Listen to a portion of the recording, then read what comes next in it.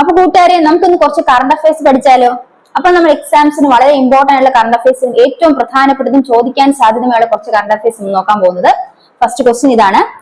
നമ്മൾ മനസ്സിലാക്കേണ്ടത് നമ്മളുടെ പ്രകൃതിയുടെ സംരക്ഷണം വളരെയധികം അത്യാവശ്യമാണ് അല്ലെ. നമുക്ക് ജൂൺ 5-ന് ലോക പരിസ്ഥിതി ദിനമൊക്കെ ആഘോഷിച്ചു അല്ലെങ്കിൽ ആചരിച്ചു. അപ്പൊ ലോക പരിസ്ഥിതി ദിനം ആചരിക്കുന്നതോടൊപ്പം തന്നെ മനസ്സിലാക്കേണ്ട പ്രധാനപ്പെട്ട ഒരു കാര്യം, നമ്മുടെ കടൽ എന്ന് പറയുന്നത് എല്ലാത്തിനെയും ഏറ്റുവാങ്ങാൻ കരുത്തുള്ള ഒരു ശക്തിയായിട്ട് ഉണ്ടായിരുന്ന കടൽ ഇപ്പോൾ അമിത ചൂഷണത്തിനും മലിനീകരണത്തിനും പിടിയിലാണ്. അപ്പൊ കടലിന്റെ സംരക്ഷണവും നമ്മുടെ ഹരിതാഭമായ ഒരു ഭൂമിക്ക് വളരെയധികം അത്യാവശ്യമാണ്. അതിനുകൊണ്ട് 1992 റിയാഡോ ജനീറോയിൽ, ബ്രസീലിലെ റിയാഡോ ജനീറോയില് ഭൗമ ഉച്ചകോടിയിൽ കടലിന്റെ സംരക്ഷണത്തിന് വേണ്ടിയിട്ട് ജൂൺ 8 ലോക സമുദ്ര ദിനമായിട്ട് ആചരിക്കാൻ തീരുമാനിച്ചു. അപ്പൊ നമ്മുടെ പ്രധാനപ്പെട്ട ഒരു ചോദ്യം ഇവിടെയുണ്ട്, ലോക സമുദ്ര ദിനം എന്നാണ്. അപ്പൊ ജൂൺ 8 ലോക സമുദ്ര ദിനം. എന്ന് മുതൽ അത് ആചരിക്കാൻ തീരുമാനിച്ചു ചോദിച്ചാല് നമ്മുടെ ബ്രസീലിലെ റിയാഡോ ജനീറോയില് 1992 തന്നെ ഭൗമ ഉച്ചകോടിയിലാണ് ഇത്തരത്തിലൊരു തീരുമാനം എടുത്തത്. അപ്പൊ ഇവിടെ ഓർത്തിരിക്കേണ്ട പ്രധാനപ്പെട്ട പോയിന്റ് ലോക സമുദ്ര ദിനം എന്നാണ്, ജൂൺ 8. ഇനി ഇത് പരിസ്ഥിതിയുമായി ബന്ധപ്പെട്ട് മനസ്സിലാക്കേണ്ട കുറച്ച് കാര്യങ്ങളും കൂടെ നമുക്ക് കറണ്ട് അഫയറുമായി ബന്ധപ്പെട്ട് മനസ്സിലാക്കേണ്ടതായിട്ടുണ്ട്. അതിലൊന്നാണ്, വിദ്യാർത്ഥികൾക്ക് കൃഷിയോട് താല്പര്യം വളർത്തുന്നതിനും മാനസിക സമ്മർദ്ദം കുറയ്ക്കുന്നതിനും വേണ്ടിയിട്ട് സ്കൂൾ കുട്ടികൾക്ക് കൃഷി വകുപ്പ് ആരംഭിച്ച ക്ലബ്ബുകൾ ആരംഭിച്ചിട്ടുണ്ട്. അതിന്റെ പേരെന്താണെന്നൊരു പ്രധാനപ്പെട്ട പോയിന്റ് ആണ്, അത് തളിരെന്നാണ്. എന്താണ്?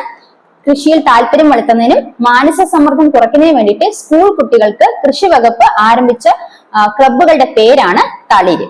ഇനി നമ്മൾക്കറിയാം 2026 ഭൗമ ഉച്ചകോടി ലോക പരിസ്ഥിതി ദിനം എന്നായിരുന്നു. 2026 ലോക പരിസ്ഥിതി ദിനത്തിന്റെ പ്രമേയം എന്തായിരുന്നു എന്നാണ് അടുത്ത ചോദ്യം. അപ്പൊ 2026 ലോക പരിസ്ഥിതി ദിനം ജൂൺ 5-ന് പ്രമേയ ദിനം എന്തായിരുന്നു?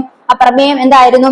Inspire by nature for climate for our future. Inspire by nature for climate for our future എന്നതായിരുന്നു 2026 ലോക പരിസ്ഥിതി ദിനത്തിന്റെ പ്രമേയം.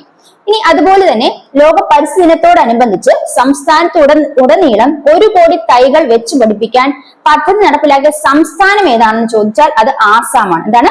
ലോക പരിസ്ഥിതി ദിനത്തോടനുബന്ധിച്ച് സംസ്ഥാനത്ത് ഉടനീളം 1 കോടി തൈകൾ വെച്ച് പിടിപ്പിക്കാൻ പദ്ധതി നടപ്പിലാക്കിയ സംസ്ഥാനം ഏതാണെന്ന് ചോദിച്ചത് ആസാമാണ്. ഇനി അതുപോലെ തന്നെ പ്രധാനപ്പെട്ട അതുമായി ബന്ധപ്പെട്ടൊരു ചോദ്യം നോക്കാം. കേന്ദ്ര കൃഷി വകുപ്പ് മന്ത്രി ശിവരാജ് സിംഗ് ചൗഹാൻ മധ്യപ്രദേശിലെ റൈസിൽ നിന്നും തുടക്കം കുറിച്ച ഒരു ക്യാമ്പയിൻ ഉണ്ടായിരുന്നു. അതിന്റെ പേരെന്താണെന്ന് ചോദ്യം.